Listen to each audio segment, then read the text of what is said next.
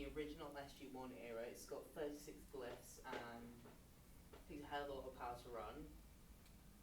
This is the Atlantis version, which is Mark III, which has 40 glyphs and takes a lot more power to run. It takes 8 address code to get there.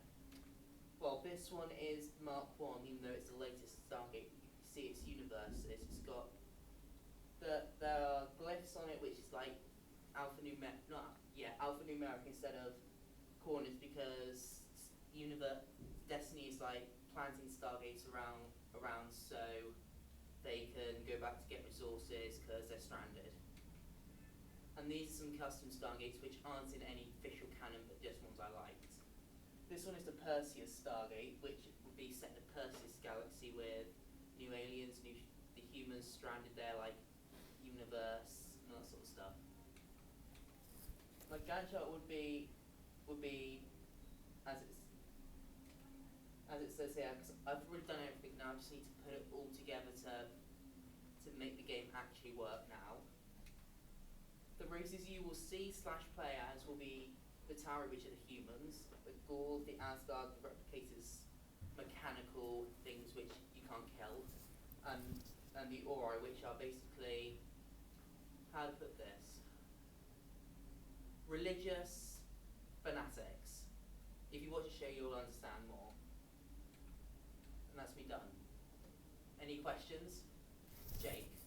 If you don't know anything about Stargate, like myself, how does this entice a person to actually play the game?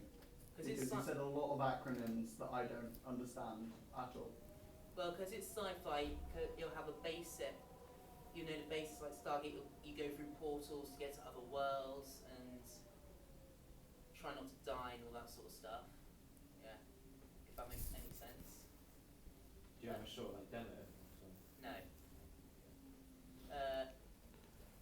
What are you going to do about copyright issues? Because you don't own any of the... The thing is, I put a disclaimer at the end of my game saying it's a fan project, and there are other fan projects like that called there's another one called Stargate Network, which is it's in development and it's a non-for-profit and it's not endorsed by any of them, but they've still been allowed to make it.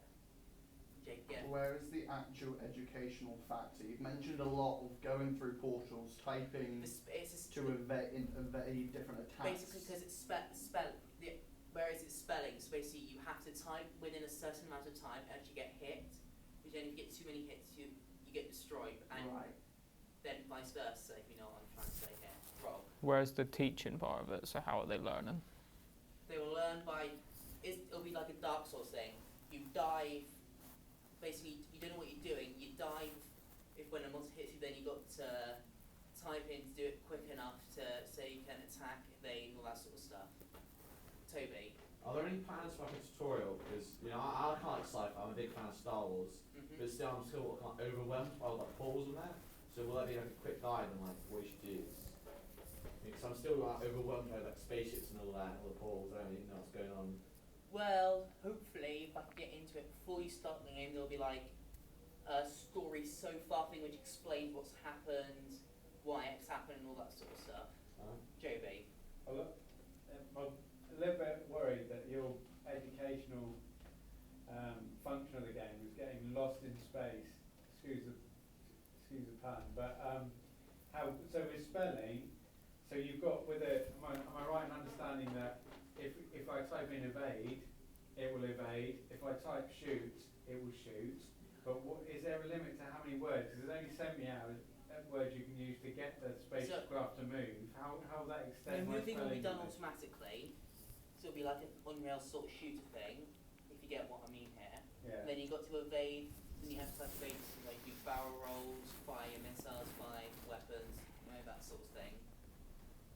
Yeah. So give me more spelling, give me sort of 5 spellings that they you have to type, because of weapons you have to fire plasma, railgun, missile, evade, and fighters, which means you would launch your fighters, but that won't be implemented for like ages. Okay, so if I'm doing that and I get the spelling wrong, it won't work. Is that right? It won't work, and in the case of when the enemy ship fires where evade, dodge, and that would come into play, you would get hit, but you have shields, which then gives you like lives, as you suggest, then if you get shot after that, you die because of the high energy output of the weapon which enemy use. How do you know like what to input? So, because I get how what you're trying to do is you type in the word like a type check, and it will play the action that you type. But how do you know when to actually input it? And will it kind of tell you, right, you need to type evade? Because if it is saying you need to type evade, then surely you're just looking at how that word is spelled when it's given to you. If you get what I'm trying to say. Yeah, I do. So then you're just copying that spelling. You're not learning how to actually spell evade. My thing will be set to an easy mode, a normal mode, and a hard mode. Easy mode gives you the spelling, you just have to copy them. Medium mode gives you half of them, so you've got to like remember them. Then at hard mode you get no spelling, so you're gonna have to do it yourself. If you get what I'm trying to say here. Yeah. Rob. How are they going to know what words to type if you don't tell them whatsoever? Because they're not going to know what to put in, what specific words or things. At the start of the game as well, there'll be like, for the tutorial, but there'll be like words you've got to like. But surely they can just take a photo of that and then be like, oh, I've got the photo now, I can just type that in. Yeah, good point. And pull that bit through. Yeah. Jake. You said that you're aiming to get what seems a lot in this game. So there's like what 3 different rounds, 5 different races, a tutorial. Do you have any plans to kind of just scale it down to like a tutorial and one little level of an example? I'm saying this is what the scope of my game will be, but the actual game will be, as I said in the beginning, over Antarctica trying to defeat the enemy, which is like set in a small level. Right. So that's just for later on, and just ideas. Rob. For people that aren't sci-fi fans, what's going to intrigue them to want to play your game? Because it's meant to be for anyone that's doing that specific thing within English, so it doesn't really fit towards the whole group, it just fits towards a small section of them. Well, if they, no offense to any non-sci-fi people here, if they don't want to play it, they don't have to play it. There are other games on the market, and this one may just be for sci-fi people, but if they don't want it, they don't have to have it. Try not to be blunt. Give me 3 reasons why somebody can go for your game and play it. Well, I've got 4 reasons. Okay. Stargate has not had any new TV seasons since 2011, not counting Origins, because Origins just doesn't exist. All Stargate games have got cancelled, and there's only one other in development right now. Third reason would be that it's the pinnacle of sci-fi, because you've got loads of things coming together, and if you say you watch it, you know how each bit of technology you gain has come from, and if you look back at that certain episode, you know where they got it from. Like, they found a new ore, say, and in an episode they use that ore, so you can go back to the episode where they found it, so you know what happened and how they got it, if you know what I mean. Rob. At the moment, I feel like you've made a sci-fi game with a little tiny bit of education. Is there any way where you can swap that around so the education's the main factor and not the sci-fi? Well, for English for me, it's a lot harder because sci-fi is loads of maths. So if I was making a sci-fi maths game, I would be able to do calculations and all that sort of stuff to input it. But with English, it's like I'm limited. It's like, if you know what I'm trying to say there. Jake. Why didn't you then do a maths game instead if you thought I that you was could doing make a maths more? game, but then I realised I was on English. Right. Yeah.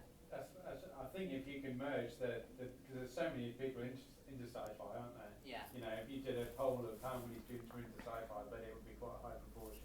Yeah. If you can merge that, but make sure you've got that educational element integrated within it as a central theme to it, then I think you'll be alright. Okay, Rob, one final question.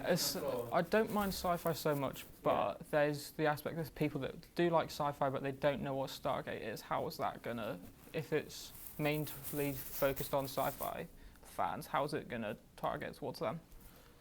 There will be other elements in it, like hyperdrives from Star Wars, and but not Star Trek warp drives because they defy logic. So it will have your space battles, your ground battles, your politics. So we won't discuss them. So like your general sci-fi things from your other star sci-fi stuff, but with like the exclusivity of Stargate with its niche stuff, Okay. like the gates, and that sort of stuff. Okay. All right. Any more questions from the floor? Any? All right. Round of applause for Matt.